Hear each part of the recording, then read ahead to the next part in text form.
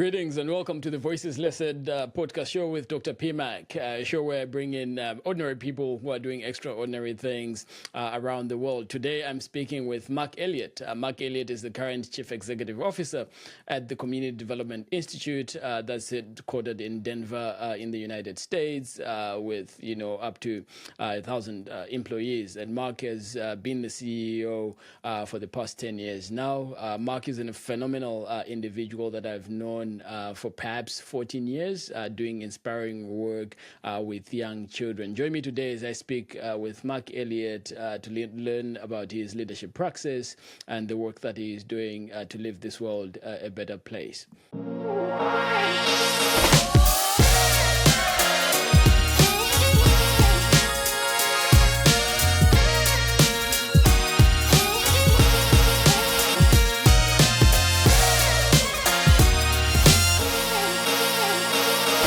Great, Mark. I was just mentioning to you just your approach to leadership, at least how I've seen you approach things is you take this appreciative inquiry lens, right? So focusing on strengths as opposed to sort of having a deficit modality or a deficit approach. Can you tell me and tell my listeners a little bit more about that approach, right? How has appreciative inquiry influenced how you've become, or your journey of becoming a leader? Absolutely. It's interesting when you think about what causes change, and appreciative inquiry is the study of what works. And for me, it's always been a more powerful orientation, more so than what's not working, because there's just more possibility there. Okay. And it's also, for me, based in seeing people and their potential. Years ago, I was in Puerto Rico working with a local early childhood program, and there was a lot we had to do. I just met the team. We had a list of tasks, and we were just diving in. And I started to get a sense that there was a cultural disconnect of my task list and the urgent tasks we needed to do. Yeah. And I think maybe the program director asked me, "Do you guys ever eat lunch?" Because there were some real critical things that had to get done that were affecting children's services in the program, and so I realized I needed to take a breath. I had a mentor told me years ago that when I slow down, I go faster. Yeah. And I remember just taking a chance to just go to lunch with the team there. And it was just a chance to get to know them, to see what their aspirations were, what they were dealing with, and just getting to know each other. So for me, appreciative inquiry, there's a methodology around it, but a lot of it's the orientation, just seeing the potential. And for me, the relationships first are essential. Yeah. And I found that impact happens more effectively when we are seeing each other. Yep. And meeting each other halfway. Yeah. Yeah, that's so interesting. And I know you've been leading CDI for a number of years now, and CDI is an organization that started working particularly in building leadership capacity back in the 70s. How did you get into this work? How did you get into sort of focusing on strengthening services for children and families and taking that lens of, I like how you said, like seeing people, right? Tell us a little bit more. How did you get into this work, and what made you focus on strengthening services for children and families? Yeah, I mean, when I was in college, I had thought at one point that I wanted to pursue academia. Okay. Be a professor. Yeah. I liked the university setting, but I felt this pull to community, to actually having a more direct impact in my community. And so I, instead of pursuing a PhD after my master's, I just went into local nonprofit work. And my first job was with a local early Head Start, early intervention program, working with families that had kids birth to 3. And it was interesting. At that same time, my wife and I started expecting our first daughter. Yep. And I became a parent as I was working in a program for parents of young children. Uh-huh. And it was like I was in the program. I mean, I was employed there, but all of the lessons around early childhood and parenting and fatherhood and all that just got me hooked because I just found impact for myself. Mm. And that just led me on a journey to really looking at how to support families with young children. And so, that process led me to Community Development Institute, where amazingly I've now been the CEO for 10 years. Yeah. Has it been 10 years already? Yeah. Wow. 10 years. Wow.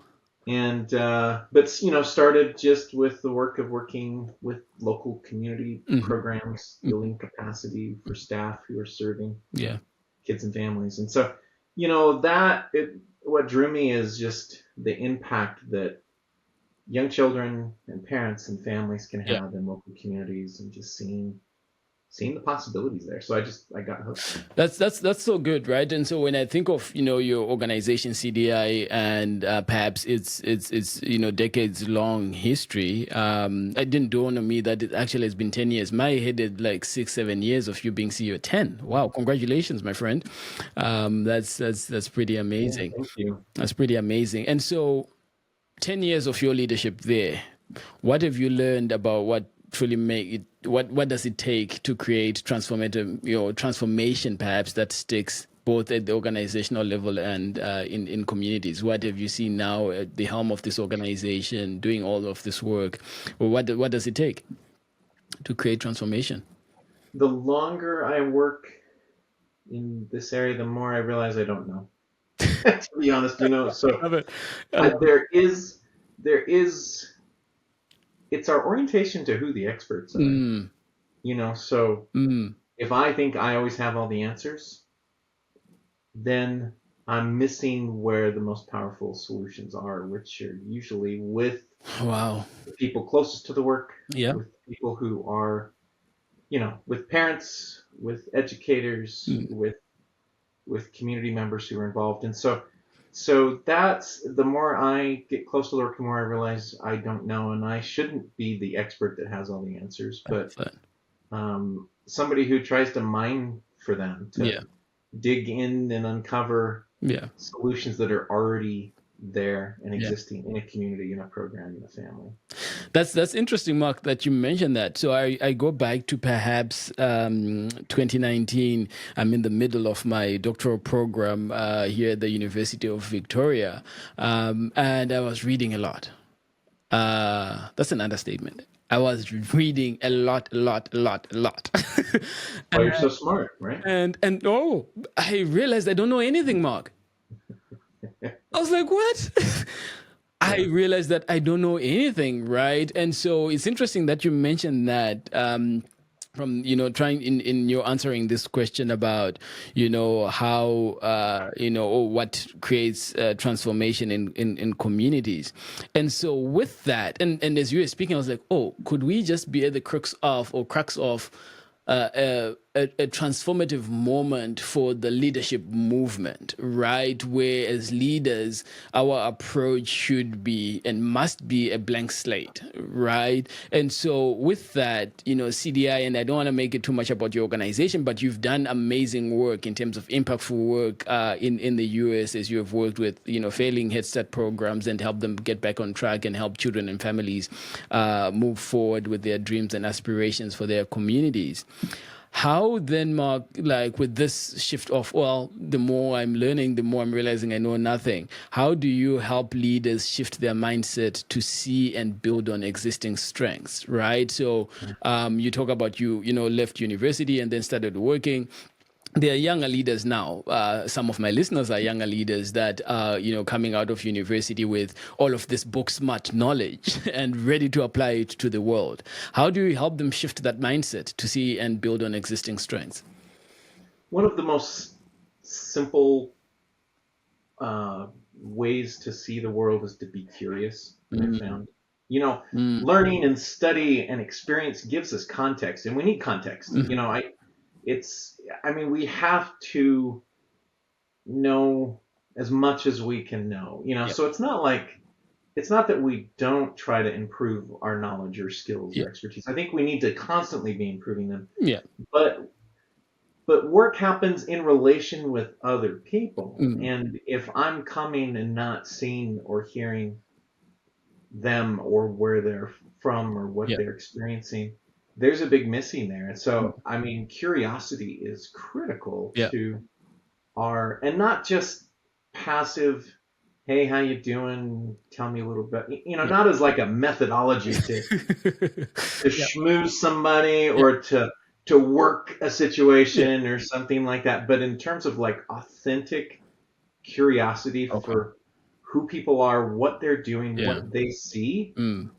that is the gateway to opening up for possibilities that Mm. we don't see unless we, experience that. I remember the first time I went out of the country, outside of the United States. I Okay. grew up in, Western U.S. Yeah. And I mean, I lived for time in Paraguay in South America, and Uh-huh. I thought I knew Spanish Uh-huh. until people started speaking to me, and I didn't understand anything They were they were saying. saying, and it was really humbling Mm. for me to be, and I think this is a really powerful thing Mm. for younger leaders, younger people, but at Mm. any age, to just be immersed in Yeah. another context Yeah. outside of your own. Yeah. And just what happens is, if you're patient with yourself, Mm. you learn that you can't even speak the way you want Yeah. to, but if you just be in that space that's Mm. open and curious Mm. and looking for the good and appreciating what's there, I love it. I grew to love a different culture Yeah. and a different context, and it changed my orientation to Yeah. the world. Yeah. That maybe my upbringing or my past, while it's valuable and it's one perspective, there's a whole lot more in the world out there, and I think Mm. that those are really powerful experiences that Mm. change us. Mm. I love that, curiosity. And I think perhaps it's something that we actually need to teach more. And when I say we, those that are in academia too, right? Like actually need to teach a whole lot more in the universities, in the schools, teaching students, teaching children to be more curious, right? And not be stuck in this, this is what I'm reading or this is what I'm being taught, but to ask questions that go beyond, right? One of the sayings that I love, and sometimes I repeat this more often, is you never know what you don't know until you make an effort to know that which you've never known, right? And so it speaks into curiosity. It speaks into just this continued questioning. And I love too, Mark, how you always frame this, and you've just done it too, right? That it's curiosity is even just looking at and appreciating the strengths that exist in individuals and that exist in communities, because perhaps it is out of that work gets done, right? And in identifying the strengths, in identifying the talents or resources that exist in communities, then perhaps programs that were seemingly failing suddenly start getting back up on track again, right? Has that been an experience with you with some of the EdSet programs you work with? Yeah, absolutely. And part of it is not stepping over where the issues are either. Okay. So I mean, sometimes we have this orientation, Mm. and it can come from immersion in appreciative inquiry or other Mm.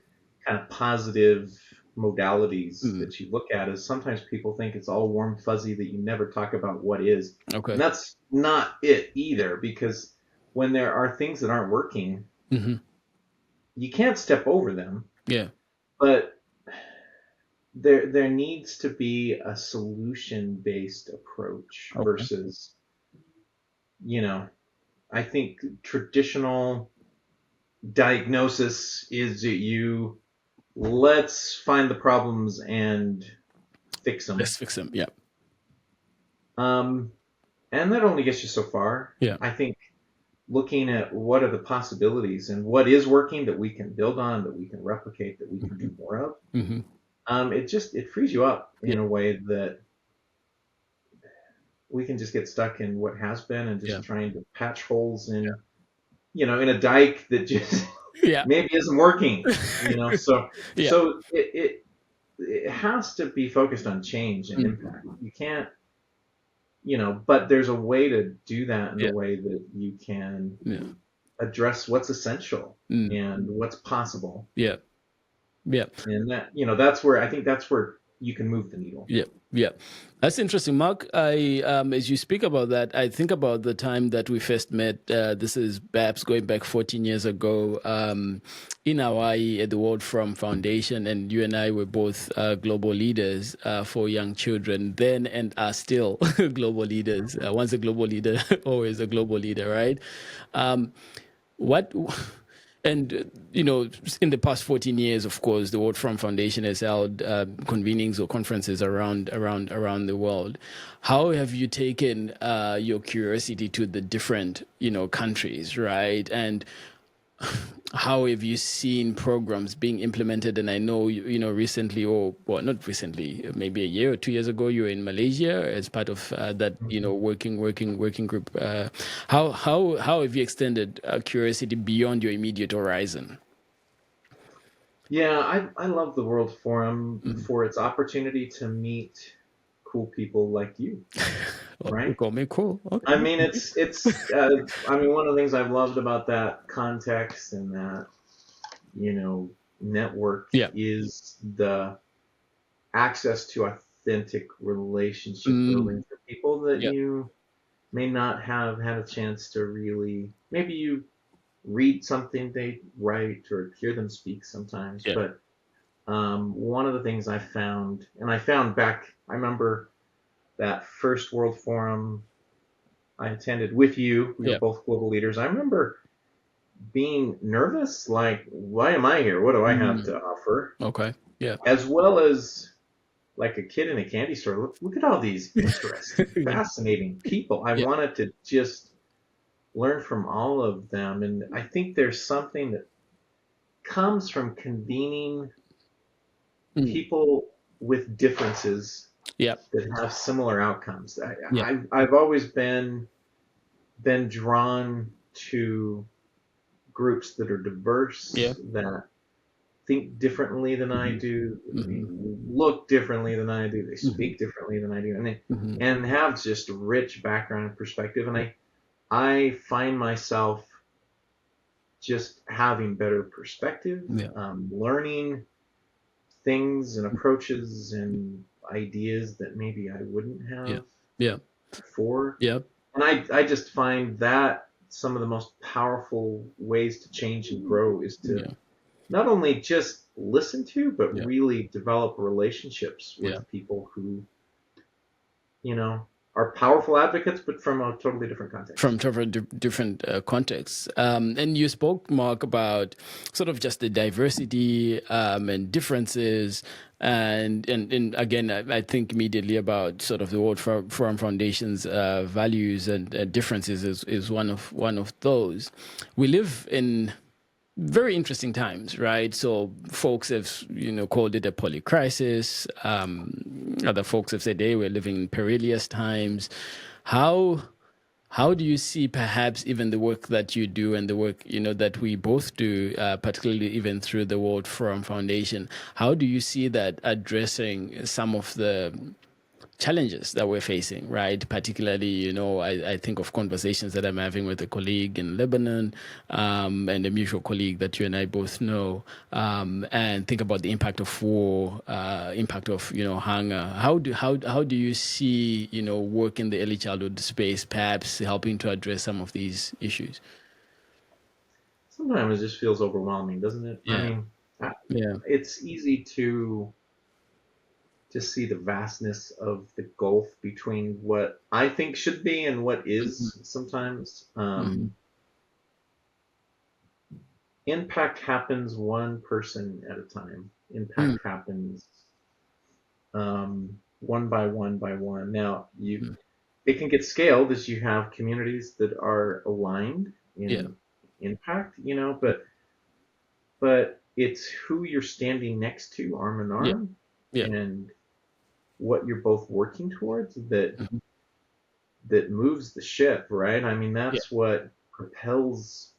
action. And I think communities of people who have similar outcomes for the well-being of children, of families, of individuals, of communities, that's where true change happens. Now, our government structures and funding mechanisms and the context we live in, the laws that we live under, those all are restraints or the context at least that we live in. But when it comes down to true impact, it's a parent or a teacher with a child. It's a family connecting to their neighbors. It's people taking care of each other.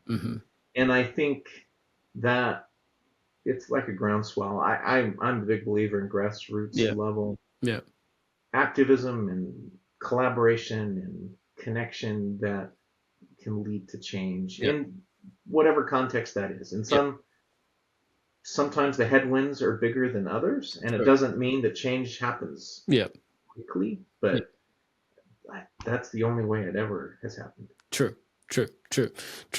Great. And I want to move away from some of this serious stuff, and speak about your travels. How many countries have you been to? Because I know you travel a lot. Half the time I'm looking for you, you're out in somewhere, either a different state in the US or you're over. Have you kept count of how many countries you've been around in the world? Oh, it's over 30. I don't know. It seems like the more I travel, the more places I realize I haven't been. You go to a city in a country and you realize I'm only seeing this small piece. But I do appreciate the opportunity just to see friends in different contexts. In different contexts, right? And so in all of these countries, I don't want to use the word favorite, because I know there's some mutual friends that'll be like, well, how come you never said South Africa? How come you didn't say Malaysia? How come you didn't say this is your favorite country? Which has been the most interesting experience you've had? Which country has given you the most interesting experience, perhaps? Let me say that. You're asking, like, which is my favorite child or best friend? Yeah, I mean, there is, I will say, I think for me, the most influential is usually the first or the longest. Okay. So I lived for a couple of years in South America when I was young. And that was in Paraguay, was it? Yeah, in Paraguay. Yep. I lived there for 2 years. Yep.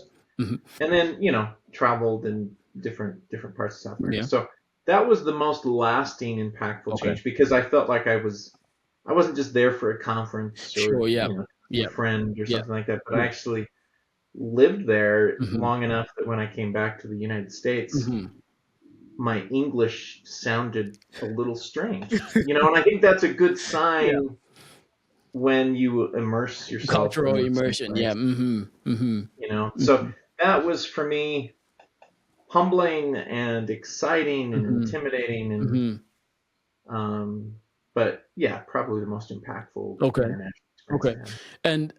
And with that, when we know all of these world problems that are going on, or troubles or whatever, right? In your experience through travel to these 30 plus countries, what separates humanity? What separates people? What have you seen as, well, Patrick, here's what I've seen, here's the great divide, or Patrick, there's no, what have you seen as you go there? Because the world is in some ways in interesting bits of trouble, right? What separates us? What separates people? What causes all of this chaos or commotion in different parts of the world? And I ask this because I don't know. I don't think I've traveled to more than 20 countries yet. I mean, you're asking deep questions. I don't know. Here's what I've learned: is people are more alike than we realize. And sometimes we forget that, and we just see differences. We hear,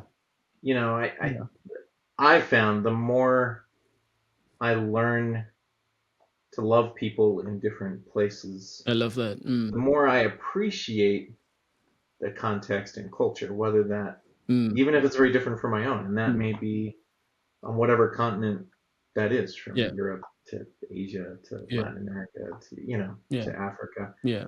And people are willing to laugh more than we realize. I mean, I know there's a lot of problems in the world. Yeah. But let me give you an example. I speak Spanish fluently, though sound like a gringo, Yeah. right? But I was leading a training in Puerto Rico years ago for a group of community folks where I was working, and I since I spent so much time in South America, Yeah. some of the vocabulary doesn't always translate Yeah. to just like across Africa, across Europe, things like that. And I was leading a training, and there were a couple times where there were a couple younger women that just started giggling when I would say something, and I wasn't sure. What have you said? What's happening? Do I have something on my face? Yeah. And then it was a break where the director of the program where I was teaching her said, "Mark, let me tell you something. This word that you're using, it doesn't mean what you think it means. That means a male body part here in Puerto Rico, and I'm sure that's not what you intended to use. So I was using a vocabulary word from a different Spanish-speaking context, but it did, and I just think you just got to take yourself less seriously and just be able to laugh when you get it wrong, or when you get lost, or when you misunderstand, because I think people genuinely, when you sit down at their table in their home, or when you're sitting by them on the bus or the subway or something, people are genuinely generous if you are. And I've experienced this in so many different countries and contexts, that if you're willing to not take yourself too seriously, people give you man, slack. I love what you've just said about not taking ourselves so seriously. I suffered that for the longest of times, and it's been only in the last, and I must confess, babe, it's only been in the last 2.5, 3 years that I've gotten to realize, dude, take it easy. Take it easy. I think what triggered that too was my son. I don't know what we were working on. And, the Gen Zs and, Gen Alphas have got their language. And he just rocked up and he was like, dude, you need to chill. And I'm like, oh, okay.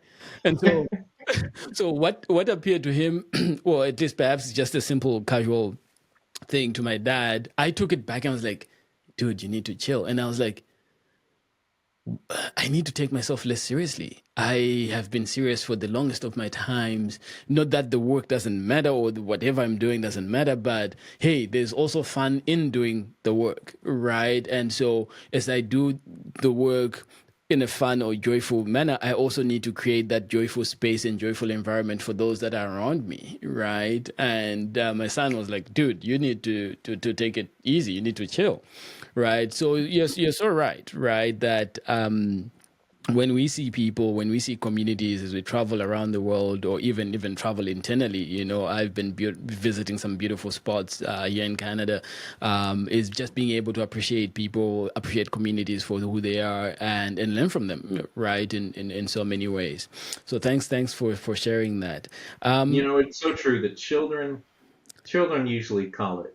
Yeah. They usually see through whatever facade we have. They call it like they see it, whether they think we look funny or and it goes back to that point too, Mark. Sorry for cutting you off. It goes back to that point that you mentioned earlier on about realizing that we know nothing, right? And so in that moment, my son taught me the importance of, hey, Dad, you need to chill. And I'm like, so I'll confess, my gosh, I shouldn't be doing this on the podcast, but anyway, the first thing that came to mind was, does he even know the kind of things that I have to handle? This and this and this. I've got no time to chill. There's no time to chill. So my voice was in my head, the little small voice was telling me all of this, right? But yet he was also sharing with me a profound lesson, which is, hey, it's not everything that you need to take seriously. It's not everything. Yes, your mission is important. The vision you have is important. The work you're doing is important. But hey, take a step back and just relax. And so those that have been around me closely just have noticed a whole different me. You know, I had even a sibling tell me, "Hey, you have changed quite a lot." I'm like, "Oh yeah, I am changing. Like I'm on just this path of not giving a hoot anymore. Not because the work doesn't matter, but perhaps I'm losing a whole lot. I'm losing life. I'm missing things, if that makes sense. I'm missing a whole lot of, I'm missing fun, but I'm also missing, the ability to create fun spaces for those around me, right? And so, yeah, thanks for saying that, Mark, right? That, again, as you travel, you've observed and just taken time to also listen, see people and take it easy. So yeah, it's and you're one of the coolest people I know. So I appreciate hearing that. Maybe you're not as cool as you appeared on the outside. there we go. But yeah, I think there's a way to take life seriously and be ultra committed to the work we're doing. Yeah. While again, not having it have to consume us in such a way that we can't sustain it. True. And I think that I think children give us a lot of really helpful feedback and help us just bring perspective, especially when we live with them. Yep. Because we get a lot from that. We get a lot from that, and I know your time is always under so much demand, and I am appreciative of you coming on board and just speaking with us today. And so, two last questions, and then I'll let you go. The first one being, Mark, knowing what you know now in terms of where we are in terms of the poly crisis and things that are happening around the world, and then thinking about not only just the North American child development movement. I know there've been funding cuts, there are potential department cuts at a federal level. Out of all of that, you are a strength-based practitioner, as I am too.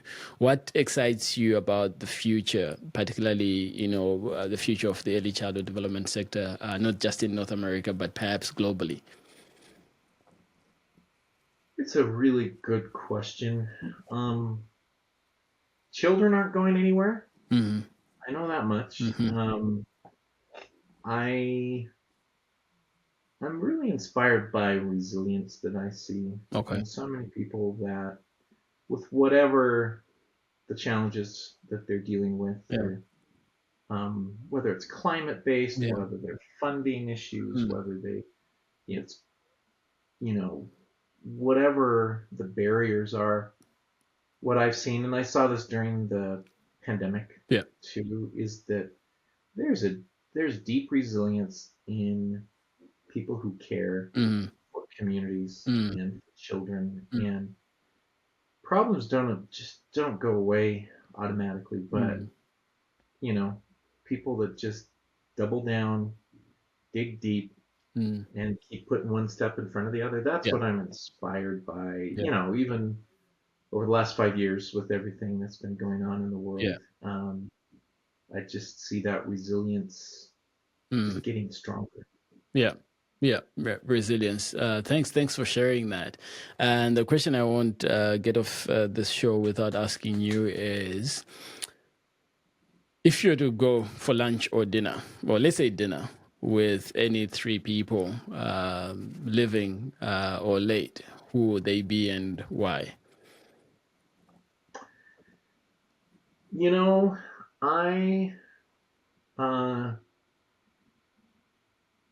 There's so many people.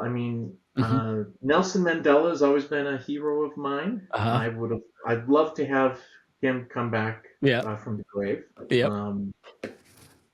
Professor Xavier from the X-Men, I think he would be fascinating Yeah. to have at dinner Yep. as well. Yeah. And, I have to say, I'd love to have dinner with you anytime, Patrick. Oh, So man. I'd like you to You're join me kind. in that conversation with Nelson and Professor X. So Oh, I think that would be fascinating. So you're too there kind. you go. You're too kind. Mark Elliott, you are such a kind-hearted leader, strength-based coach, strength-based leader. You inspire me each day, each time we meet. I'm always, particularly even when we're in meetings and there are sensitive things being discussed, and Mark is the person that is always cool, calm, and collected. And I'm like, how is he even keeping that face on right now? Like, how is he even managing to do that? And Mark, from me, we need so many Marks. We need so many of you, right? That are calm, that are very thoughtful, that are strategic.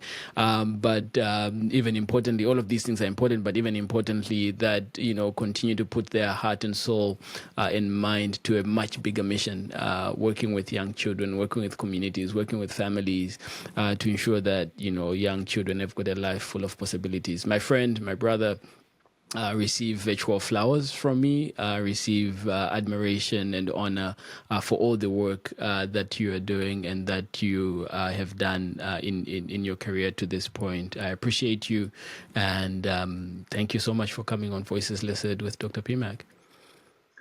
Thank you, Patrick. You continue to inspire me, and I appreciate calling you a friend. So thank you for all the work you're doing in the world. It's important. Thank you so much, Mark. Thank you, listeners, to listening. This is Dr. PMAK with Voices Listed podcast. Until next time, have a great one. Thank you for listening to the Voices Listed podcast with Dr. PMAK. I hope you enjoyed insights that came out of this conversation.